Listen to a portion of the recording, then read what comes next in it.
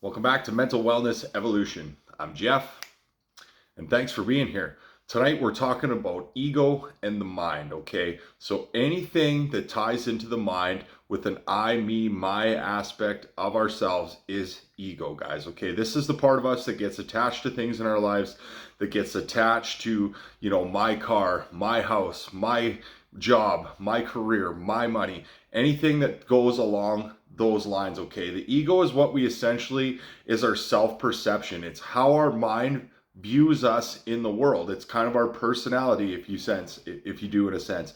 This is how we kind of use almost the character we've created inside our minds about who we are so that we can go forth into the world and accomplish what we need to accomplish, okay?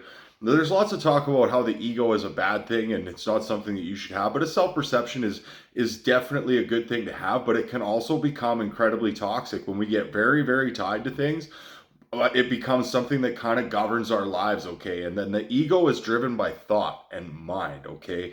And this is where we need to learn to disconnect from that aspect from ourselves in a certain sense, okay? Because the ego is constantly judging, the ego is constantly criticizing, the ego is constantly in comparison and competition with others and trying to one up the other person and everything else, trying to get the I, me, my best aspect for ourselves. And this can cause us a ton of duress throughout the course of our lives. And it also can lead us along the lines to something like a destination disease, because something with the ego is very, very, very hard to satisfy.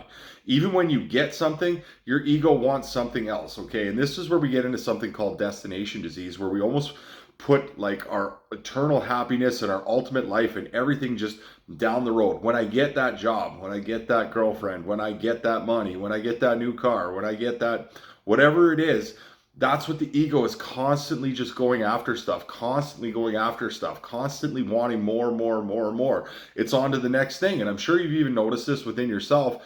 Sometimes you've had a really big goal, something that you've been working hard towards, and all of a sudden you get it. And it's like you're waiting for this big explosion of everything. And the ego's already on to the next thing. It's already looking for the next thing that you need to do or you need to look at or you need to accomplish or something like that, okay? The ego is also the part of ourselves that really judges ourselves critically. That's incredibly hard on ourselves.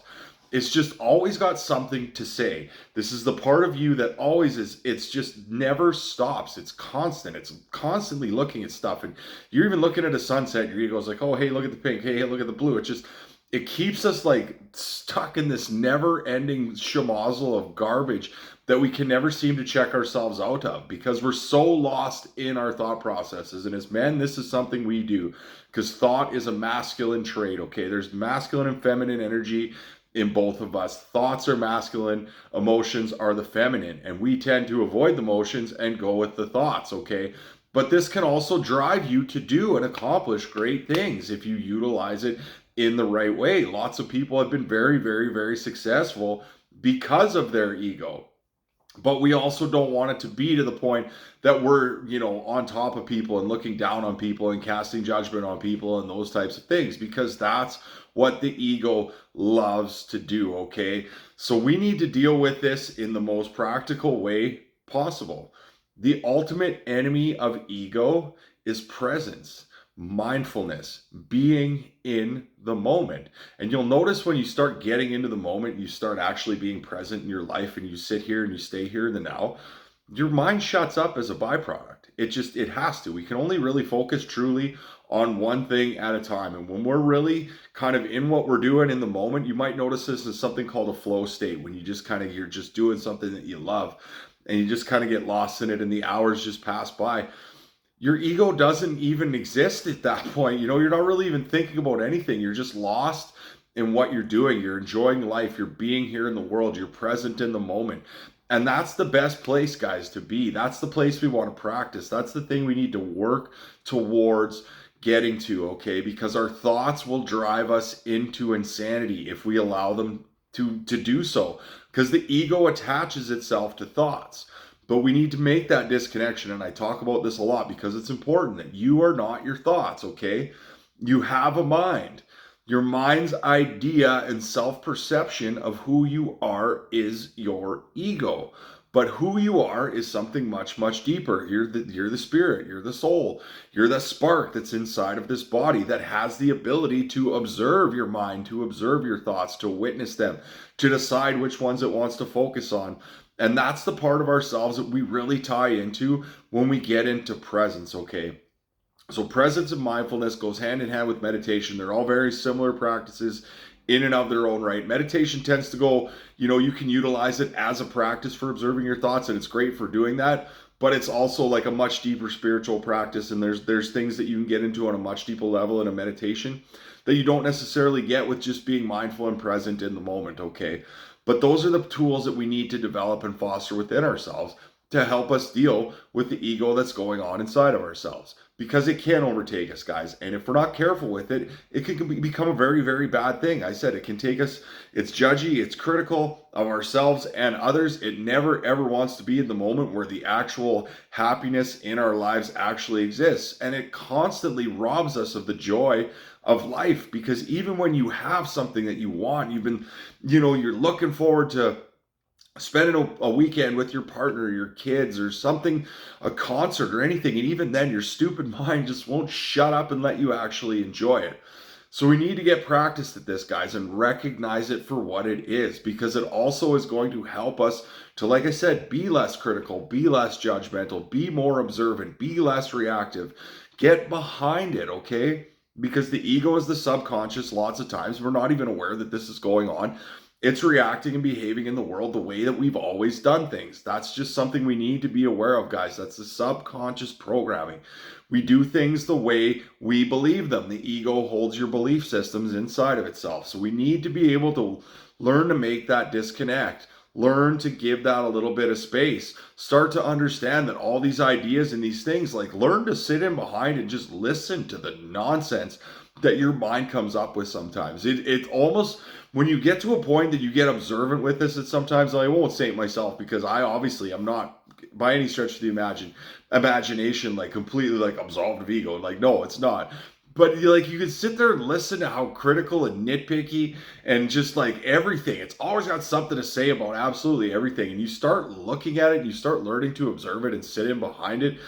And it just is almost laughable with the garbage this thing comes up with sometimes. But this drives us nuts all day, every single day. And if you're not aware that this is just your mind, then you are like, I was lost in this for years, guys. I lived my entire life inside of my mind. The body was not even a part of the factor. I was lost in the thought processes. I was always constant, and it drove my depression and it drove my anxiety. I was constantly comparing myself to others, which drove the self-worth and the I'm not good enough. I was very judgmental, and still, yeah, at times I can be, and it's something I have to catch myself in, because I have this awareness of myself. Again, I don't ever try to saint myself, guys, like I'm some magical enlightened being. I'm still a guy on this path myself. I'm just kind of sharing what I know and what I've learned that will kind of help people on the process. But when you start to recognize your ego in yourself, when you start to see the duress and the annoyance and how much stress, and it just brings us nothing but garbage lots of times. So learning to disconnect from that ego and getting yourself back to the present moment, getting yourself grounded into the now, being mindful about your thoughts most specifically, because the thoughts are what drives us the most nuts. And the thoughts drive the emotional reaction. So when we get stuck in thinking, the tendency is to become emotional, because your emotions are going to get triggered by your thoughts. And then your emotions will always trigger thoughts that are consistent with your current emotional state. And that's where we run around in circles. We go over and over and over and over again, okay?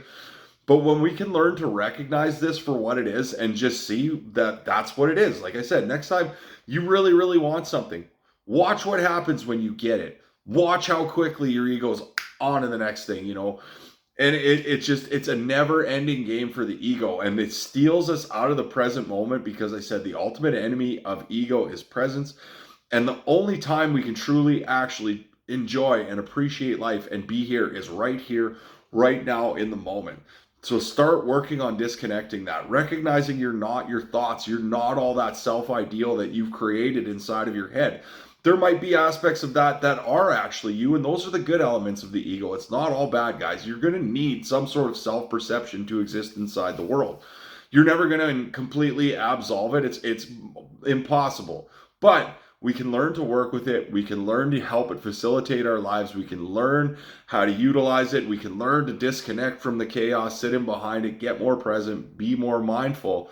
And the less time we get stuck in the chaos of the egoic mind, the more peace that we're going to start to welcome right back here into the moment of our lives.